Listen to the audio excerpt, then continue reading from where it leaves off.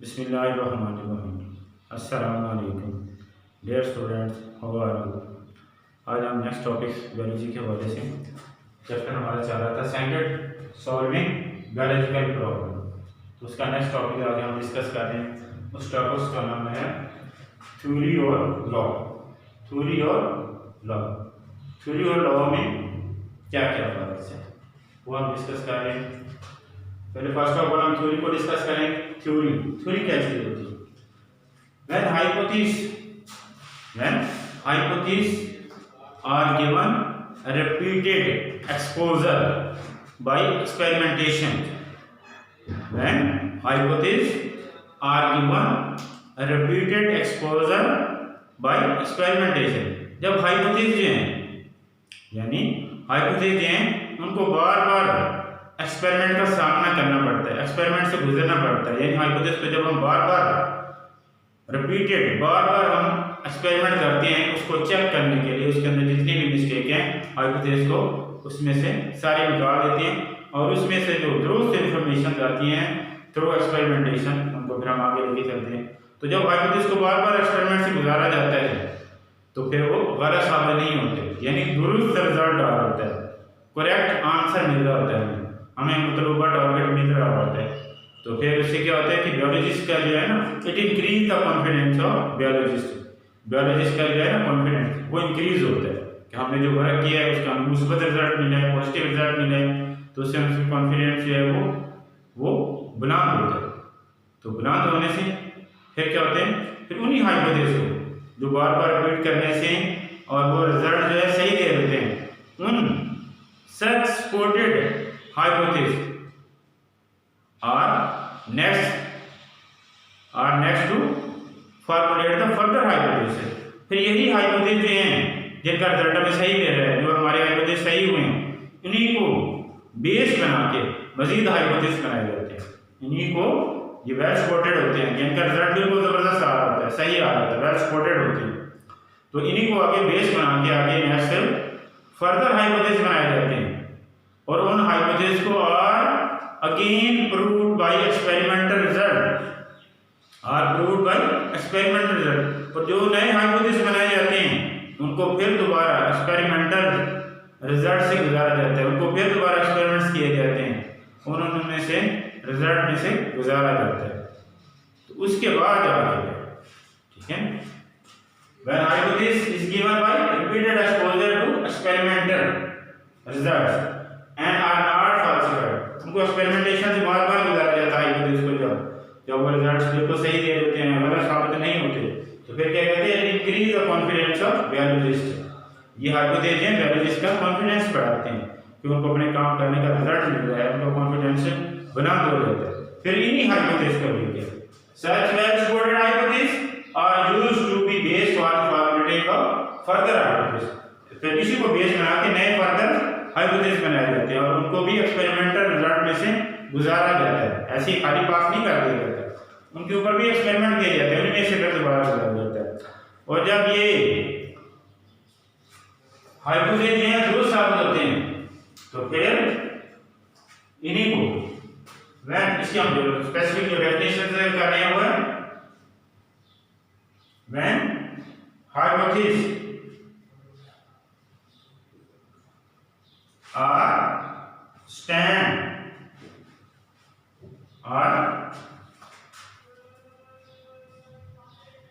stand the test of time।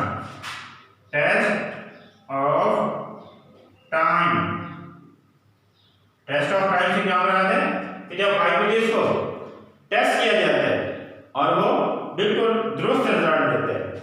Often tested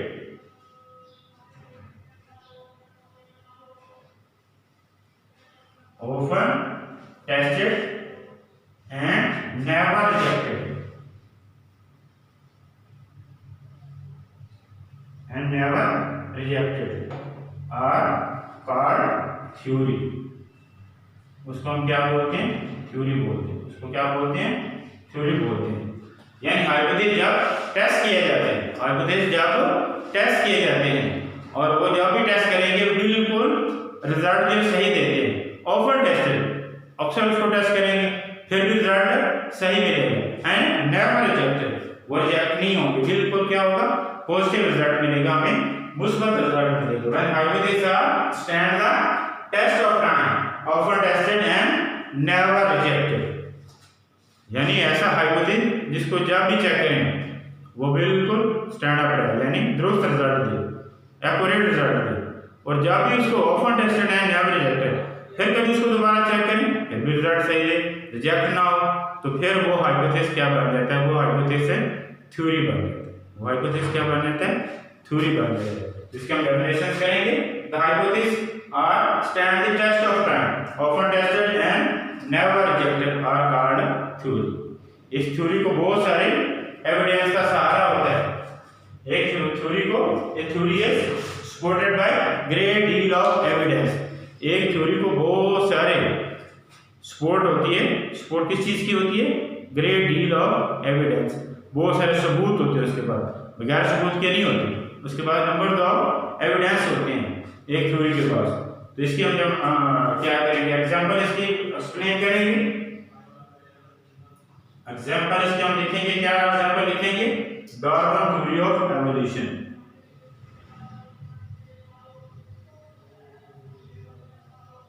Darwin theory of evolution, Darwin की जो theory थी evolution के बारे में, इर्तिका के बारे में, डेवलपमेंट के बारे में, तो वो थ्योरी है, वो इसके एग्जांपल में लाजमा लिखनी है, इसके एग्जांपल है थ्योरी के लाजमा लिखनी है, Darwin theory of evolution, Darwin ने एवोल्यूशन के ऊपर एक थ्योरी पेश की थी कि लिविंग थिंग्स के अंदर वक्त के साथ साथ उनके अंदर डेवलपमेंट आती जाती है, इर्तिका होता है, अपने आप को, अपने हालात के अंदर अपने आप को चेंज करते जाते हैं। तो ये नंबर एग्जांपल है इसकी, तो डार्विन थ्योरी ऑफ एवोल्यूशन। तो दोबारा हम रिपीट करते हैं, थ्योरी क्या होती है, थ्योरी जब हाइपोथेसिस को बार बार सामना करना पड़ता है, एक्सपेरिमेंट से उनको गुजारा जाता है हाइपोथेसिस को, तो बार बार उसके ऊपर एक्सपेरिमेंट किए जाते हैं और वो फिर रिजल्ट में पॉजिटिव देते हैं, यानी गलत साबित नहीं होते, और फिर ये जो दुरुस्त हाइपोथेसिस है, वेल सपोर्टेड हाइपोथेसिस को हम बोलते हैं, तो इससे कॉन्फिडेंस बहाल होता है, किसका बहाल होता है, बायोलॉजिस्ट का, जिसके ऊपर वर्क कर रहे थे उनका कॉन्फिडेंस बहाल होता है कि हम जो काम कर रहे हैं, मेहनत कर रहे हैं, उसका रिजल्ट हमें बेहतर मिल रहा है। फिर इन्हीं वेल सपोर्टेड हाइपोथेसिस को बेस बना के, बुनियाद बना के फर्दर हाइपोथेसिस जो हैं वो बनाए जाते हैं, जो फर्दर हाइपोथेसिस बनाए जाते हैं, मजीद हाइपोथेसिस बनाए जाते हैं, उनको भी एक्सपेरिमेंटल रिजल्ट में से गुजारा जाता है, एक्सपेरिमेंटेशन से गुजारा जाता है, ऐसा खाली पास नहीं कर दिया जाता है तो वो ठीक है तो ये भी ठीक होगा, ऐसे नहीं। हर हाइपोथेसिस को जो फर्दर बनाए जाते हैं उनको फिर दोबारा एक्सपेरिमेंटेशन प्रोसेस से गुजारा जाता है, उसके ऊपर एक्सपेरिमेंट किए जाते हैं और बार बार किए जाते हैं, और फिर उसके बाद जो रिजल्ट है वो जो मुस्बत हमें रिजल्ट मिलता होता है। और इसी तरह जो हाइपोथेसिस जो होते हैं, हाइपोथेसिस जो दुरुस्त हाइपोथेसिस होते हैं उनको क्या कहते हैं, ऑफन, ठीक है, hypothesis are stand the test of time, जब भी उसको चेक करें, कोई भी साइंटिस्ट चेक करे, कोई भी साइंटिस्ट जब भी इसको चेक करे तो उसका रिजल्ट क्या आएगा, पॉजिटिव आएगा, often tested and never rejected, यानी जब भी अक्सर इसको चेक करेंगे वो रिजेक्ट नहीं होंगे, बिल्कुल पॉजिटिव रिजल्ट देंगे, तो फिर ये हाइपोथेसिस क्या बन जाते हैं, थ्योरीज बन जाते हैं। और एक theory supported by great deal of evidence, और एक थ्योरी के पास बहुत सारे सबूत होते हैं, बहुत सारे सबूतों का उसके पास सहारा होता है, नंबर ऑफ एविडेंस होते हैं उसके बाद। तो इसके एग्जांपल में हमने बयान किया है Darwin theory of evolution, Darwin theory of evolution, Darwin ने थ्योरी पेश की थी एवोल्यूशन के ऊपर, इर्तिका के ऊपर, यानी जानदार नए लिविंग थिंग्स हैं वक्त के साथ अपने अंदर तब्दीली करते हैं, बेहतरी लाते हैं, अपने हालात को बेहतर करने, हालात के अंदर अपने आप को सर्वाइव करने के लिए अपने अंदर वो बेहतरी लाते हैं, इसको बोलते हैं इर्तिका की थ्योरी, और ये डार्विन चार्ल्स ने पेश की थी। नेक्स्ट हमारा जो टॉपिक है वो है लॉ और प्रिंसिपल, लॉ और प्रिंसिपल। जब यही थ्योरी जो है हाइपोथेसिस है, थ्योरी बनाई जाती है, थ्योरी, यही थ्योरी जो है प्रोडक्टिव थ्योरीज कहलाती है। कौन सी थ्योरी कहलाती है, प्रोडक्टिव थ्योरी, यानी फ्रूटफुल थ्योरीज, जिससे हमें रिजल्ट मिल सके, यानी ऐसी थ्योरी जिससे हमें बेहतर रिजल्ट मिल सके, उसको बोलते हैं प्रोडक्टिव थ्योरी, रिजल्टेबल थ्योरीज।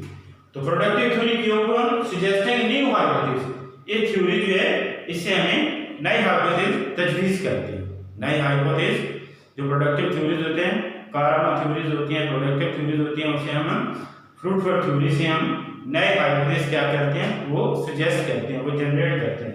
तो फिर and show testing goes on, फिर उन हाइपोथेसिस को क्या टेस्ट किया जाए, टेस्ट के बगैर तो कोई चीज़ भी नहीं। तो हाइपोथेसिस जो नए सजेस्ट होते हैं, तजवीज़ होते हैं, उनको फिर टेस्ट प्रोसेस में यानी एक्सपेरिमेंटेशन से गुजारा जाता है, एक्सपेरिमेंटेशन के बगैर नहीं है। And testing goes on, many biologists take it as a challenge. ये प्रोडक्टिव थ्योरी है, बहुत से बायोलॉजिस्ट इसको एज ए चैलेंज के तौर पर लेते हैं। बहुत से बायोलॉजिस्ट हैं ये जो प्रोडक्टिव थ्योरीज होती हैं इसको एज ए चैलेंज लेते हैं। चैलेंज मीन कि मैं इसको टेस्ट करता हूँ, मुकाबले के लिए मुकाबला करते हैं, उसको एज ए चैलेंज के तौर पर इसको लेते हैं। फिर greater efforts to disprove the theory, और फिर थ्योरी को वो गलत साबित करने की कोशिश करते हैं। मकसद ये नहीं होता कि उसको गलत करना होता है, मकसद ये होता है कि उसको अच्छी तरह और चेक कर लिया जाए और टेस्ट कर लिया ताकि इसके अंदर कोई मिस्टेक है तो वो सामने आ जाए और उसको उस मिस्टेक को भी निकाल दिया जाए। तो बहुत सारे बायोलॉजिस्ट जो हैं थ्योरीज के ऊपर काम कर रहे होते हैं, अपने अपने तरीके से उसके ऊपर एज ए चैलेंज के तौर पर उसके ऊपर काम कर रहे होते हैं। उसको गलत मकसद, मेन मकसद ये नहीं होता कि उसको गलत साबित कर देते हैं, मेन मकसद उसमें ये होता है कि उसके अंदर कोई आया मिस्टेक है तो वो भी निकाल दी जाए ताकि उसके अंदर से बेहतरीन रिजल्ट जो है वो सामने आ सके। तो फिर बहुत सारे biologists take it as a challenge and efforts greater effort to disprove the theory, और इस थ्योरी को वो ग्रेटर एफर्ट, ग्रेट भी नहीं है, greater effort to disprove the theory, वो ज़्यादा कोशिश करती हैं कि किसी तरह थ्योरी को गलत साबित किया जाए, यानी इसमें से जो मिस्टेक्स हैं वो सामने आएंगे। तो इस तरह इन हालात में इस तरह की जो थ्योरी है, जो इस तरह के हालात में से गुजरने के बाद भी, ठीक है ना, वैन तो ये थ्योरी जो है doubtful approach continue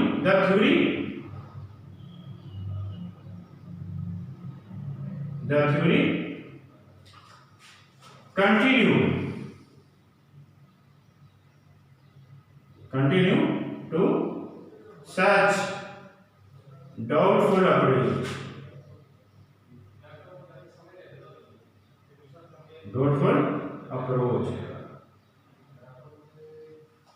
अगर ये थ्योरी इस तरह की मशकूक हालात के बावजूद भी कंटिन्यू रहती है, ठीक है, the theory continue to such doubtful approach and it become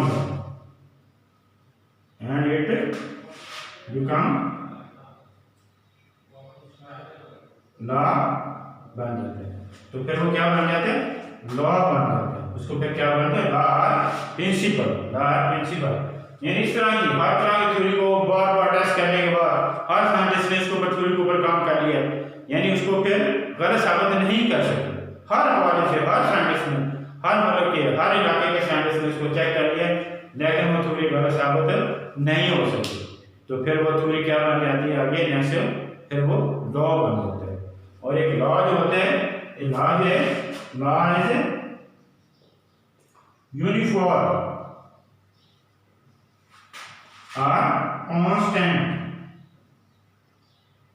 constant fact of nature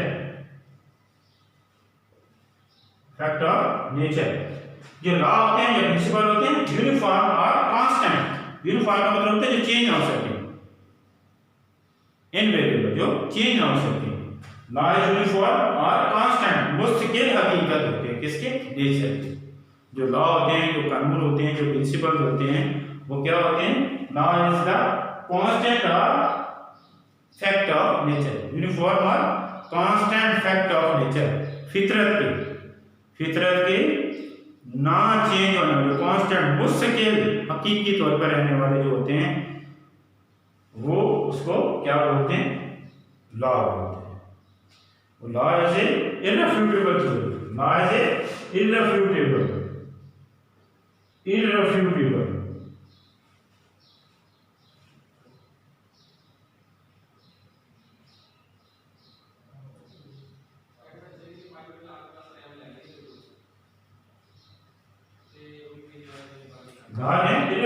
theory होते हैं, यानी ऐसी थ्योरी जिसको झुठलाया ना जा सके, जिसको गलत साबित ना किया जा सके, वो लॉ होते हैं।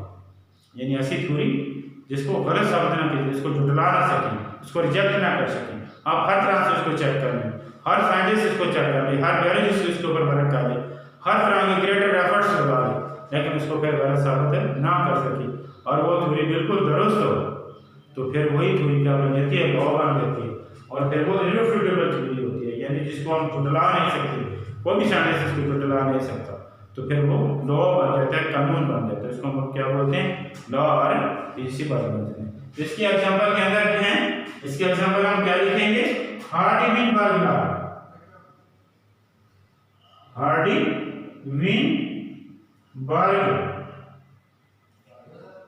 लॉ और मेंडल लॉ,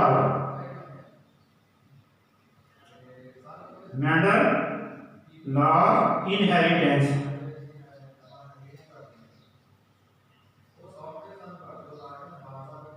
इसके एग्जांपल में हम क्या लिखेंगे, हार्डी-विनबर्ग लॉ। इसके एग्जांपल में हम क्या लिखेंगे, हार्डी-विनबर्ग लॉ और मेंडल लॉ ऑफ इनहेरिटेंस। ये दो साइंटिस्ट हैं, हार्डी-विनबर्ग लॉ और मेंडल लॉ। ये दो साइंटिस्ट हैं, इन्होंने हेरिटेंस के, विरासत के कवानीन जो हैं वो बयान किए हैं। तो ये मेंडल लॉ जो 10th क्लास में हम डिस्कस करेंगे, और जो हार्डी के हैं वो हार्डी-विनबर्ग के वो सेकंड ईयर में, फर्स्ट ईयर में जाके डिस्कस करेंगे। तो हार्डी-विनबर्ग लॉ और मेंडल लॉ ऑफ इनहेरिटेंस, विरासत के कवानीन, यानी किस तरह वालिदैन के खुसूसियत जो हैं, कैरेक्टर जो हैं, ट्रेड्स जो हैं, उनके आने वाली नस्लों में, उनके बच्चों में कैसे ट्रांसफर होते हैं। तो ये विरासत के कवानीन जो हैं, ये दो शानदार ने बयान किए हैं। तो ये बिल्कुल हर तरह से ग्रेट एफर्ट्स लगाने के बाद फिर इसको हर तरह से चेक करने के बाद फिर वो लॉ बने। तो लॉ दोबारा डिस्कस करते हैं। प्रोडक्टिव थ्योरीज हैं, ये keep on suggesting new hypothesis, नए हाइपोथेसिस तजवीज़ करती हैं, एंड गोज ऑन टेस्टिंग, और फिर हाइपोथेसिस को फिर टेस्ट से गुजारा जाता है, फिर एक्सपेरिमेंट से गुजारा जाता है। तो बहुत सारे biologists, many biologists take it as a challenge and exert great effort to disprove the theory. तो फिर वो क्या करते हैं, इन थ्योरीज की वो एज ए चैलेंज के तौर पर लेते हैं कि हम इसके ऊपर वर्क करते हैं, और उसके ऊपर वर्क करते हैं और हर तरह के एफर्ट्स लगाते हैं, बहुत ज़्यादा efforts, greater efforts to disprove the theory. लेकिन थ्योरी को ग्रेटर एफर्ट्स लगाते हैं डिस्प्रूव करने के लिए, लेकिन इस तरह की थ्योरी जो है वो हर तरह के शकूक के बाद खत्म हो जाते हैं। हर तरह के शकूक जो है, उसमें गलतियाँ, मिस्टेक हैं, सारी निकल जाती हैं, और फिर वो थ्योरी क्या बन जाती है, आगे फिर वो लॉ बन जाती है। वही लॉ जो है, लॉ इज द यूनिफॉर्म और कांस्टेंट फैक्ट ऑफ नेचर। तो फिर वो लॉ बन जाते हैं, और उस लॉ जो है वो ना चेंज होने वाला और मुस्तकिल हकीकत होती है, किसकी, नेचर की, फितरत की। और यही लॉ जो है और इररिफ्यूटेबल थ्योरी, यानी ऐसी थ्योरी जिसको झुठला ना सके, जिसको गलत साबित ना कर सकें किसी तरीके से, जिस तरह मर्जी चेक कर लें, और इसको गलत साबित ना कर सकें, तो वो क्या होता है, लॉ, कानून और प्रिंसिपल। इसके एग्जांपल हमने डिस्कस किए, हार्डी-विनबर्ग लॉ और मेंडल लॉ ऑफ इनहेरिटेंस। ये दो साइंटिस्ट हैं, इन्होंने विरासत के कवानीन एक्सप्लेन किए हैं। आगे नेक्स्ट ये हमारा टॉपिक आ रहा है, और वो टॉपिक है हमारा डेटा ऑर्गेनाइजेशन। इसको हम कहते हैं डेटा ऑर्गेनाइजेशन। डेटा को किस तरह ऑर्गेनाइज करते हैं, data organisation. Data organisation, data क्या होता है? फर्स्ट ऑफ ऑल डेटा की डेफिनेशन कहते हैं, data are the information, data are the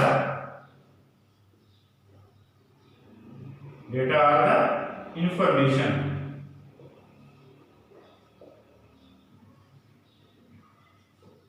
such as, कौन सी इंफॉर्मेशन हो सकते हैं, सच एज नेम्स, नाम हो सकते हैं, डेट्स और वैल्यूज, gained by observation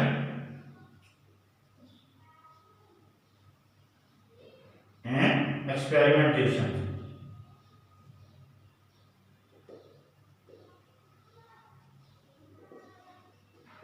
ये है डेटा की definition. Data are the information such as names, dates and values gain by या obtain by observation and experimentation. यानी डेटा से मुराद ऐसी इंफॉर्मेशन जो ऑब्जर्वेशन से लेकर एक्सपेरिमेंटेशन तक जितनी भी हमारे पास डेट्स आती हैं, वैल्यूज आती हैं, नेम्स आते हैं, करैक्टर्स आते हैं, जो भी कह रहे हैं वो सारे के सारे हमारे पास क्या होती हैं, उसको क्या बोलते हैं, इंफॉर्मेशन और डेटा, उसको डेटा बोलते हैं। अब डेटा को ऑर्गेनाइज कैसे करते हैं, इसको ऑर्गेनाइज कहते हैं data organise. How data organise,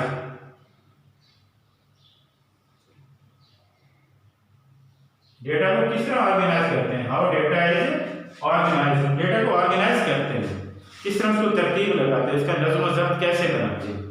तो डेटा जो है उसको ऑर्गेनाइज करने के लिए in order to formulate the data,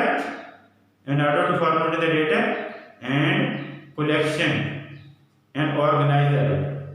hypothesis को पहले तो हम क्या करते हैं, हाइपोथेसिस बनाते हैं, फिर उसको टेस्ट करते हैं। First formulate the hypothesis and testing the hypothesis.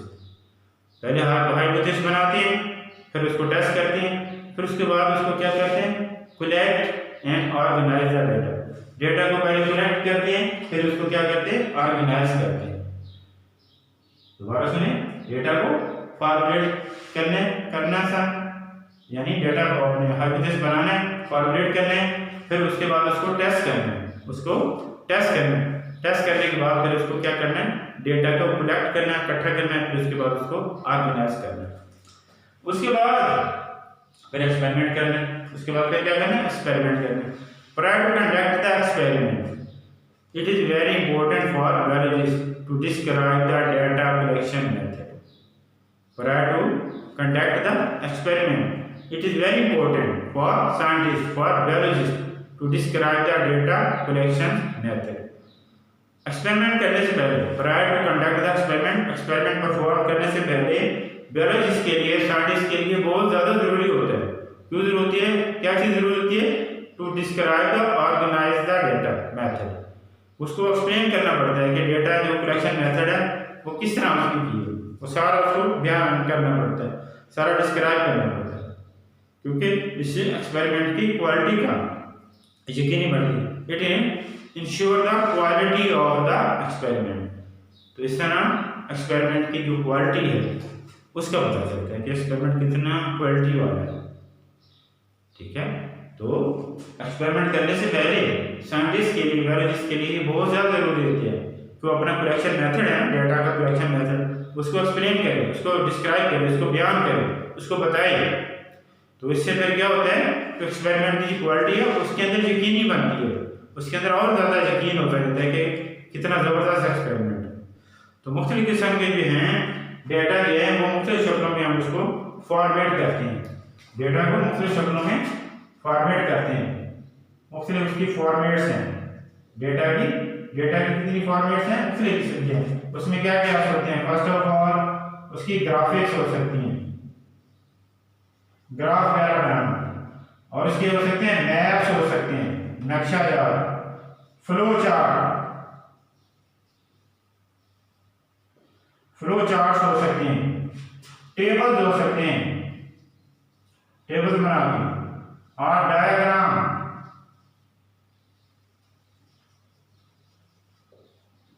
तो ये मुख्तलिफ किस्म के फॉर्मेट है किसकी, डेटा की मुख्तलिफ किस्म की शक्लें हैं। कौन कौन सी हैं, ग्राफिक्स, स्कूल में ग्राफ देखो आप बनाते हैं, मैथ वगैरह के अंदर, फिजिक्स वगैरह के अंदर मैप्स है, नक्शा लेआउट वगैरह हम बनाते हैं। फिर उसके फ्लो चार्ट्स बनाते हैं, अक्सर आपने अपनी क्लासरूम के अंदर फ्लो चार्ट वगैरह या साइंस लैब के अंदर फ्लो चार्ट्स लगे होते हैं, उसके ऊपर पिक्चर वगैरह बनी होती हैं, एक्सप्लेनेशन सारी की होती है मुख्तलिफ तरीक़ों से। तो वो भी डाटा मुख्तलिफ शक्लें हैं किसकी, डेटा की। टेबल हैं, टेबल बनाए होते हैं हम मैथ के अंदर, फिजिक्स में वगैरह में, केमिस्ट्री वगैरह में काफ़ी बनाते हैं। और डायग्राम्स है, पिक्चर्स हैं हर एक, और साइंस के अंदर डायग्राम बहुत ज़्यादा होती है। तो ये इस तरह मुख्तलिफ किस्म की फॉर्मेट्स हैं, मुख्तलिफ किस्म के डेटा की मुख्तलिफ किस्म की सूरतें हैं, मुख्तलिफ शक्लें हैं। तो इस तरह हम डेटा को हम ऑर्गेनाइज भी करते हैं, और फिर डेटा उसकी मुख्तलिफ क्या बनाते हैं, उसकी फॉर्मेट्स बनाते हैं। तो ये डेटा को ऑर्गेनाइज करने के बाद, एक्सपेरिमेंटेशन करने के बाद, सारे डेटा को फिर क्या उसकी समरी तैयार करते हैं, और समरी तैयार करने के बाद उसकी मुख्तलिफ फॉर्मेट्स बनाते हैं, वो ग्राफिक्स की सूरत में, मैप की सूरत में, फ्लो चार्ट की सूरत में, टेबल की सूरत में या डायग्राम की सूरत में हो सकती है। तो आज के लेक्चर्स के अंदर हमने मेन चैप्टर नंबर 2 के अंदर थ्योरीज और लॉज के अंदर मेन उसकी डेफिनेशन और उसकी एक्सप्लेनेशन, उसकी डेफिनेशन डिस्कस की और उसके अंदर मेन फर्क्स को डिस्कस किया और फिर उसके एग्जांपल को डिस्कस किया। उसके बाद आगे नेक्स्ट जो है डेटा ऑर्गेनाइजेशन, डेटा की डेफिनेशन से हम डिस्कस की और डेटा को कैसे ऑर्गेनाइज करते हैं और डेटा की मुख्तलिफ किस्म की शक्लें वो किस तरह की होते हैं, वो फॉर्मेट में सूरतें हैं वो किस तरह की होती हैं, वो आज हमने डिस्कस किए। तो thank you for watching my lecture. अल्लाह हाफिज़।